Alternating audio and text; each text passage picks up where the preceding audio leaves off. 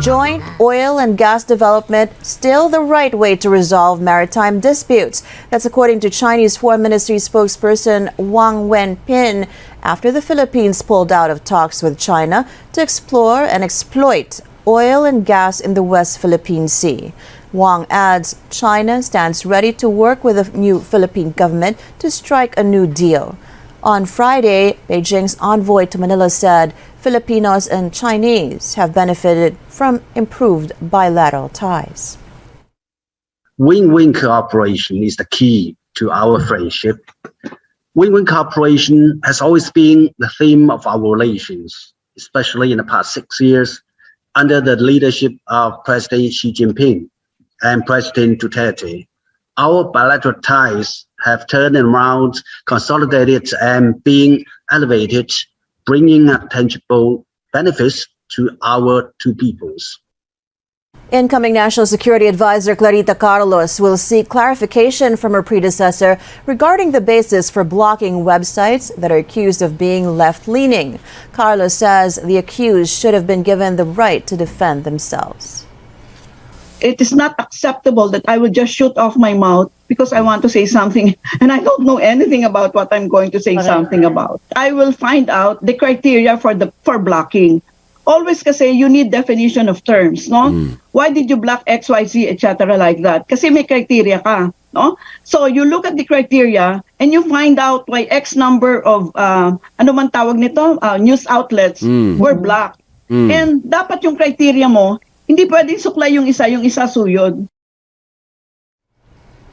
The Philippine government's move to block the websites has been described as red tagging, but Carlos reiterates red tagging will not be tolerated during her tenure.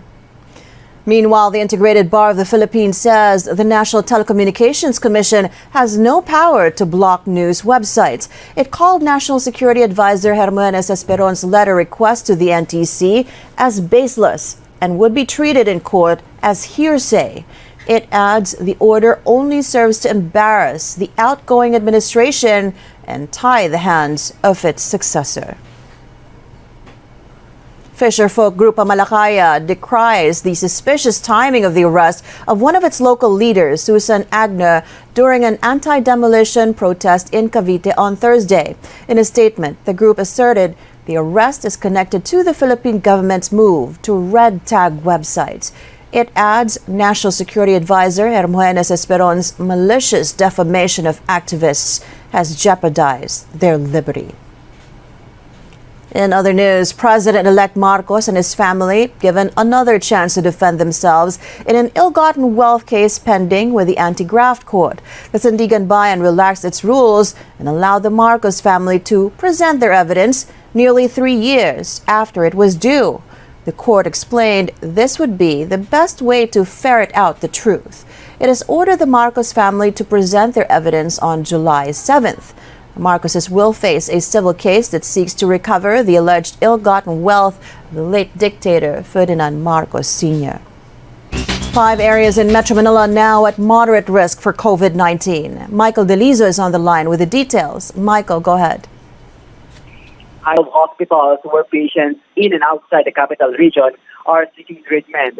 Vergere said if the whole Metro Manila becomes moderate risk, the health department will now recommend the escalation of alert level 2, which means stricter public mobility restriction. However, Vergere does not see the escalation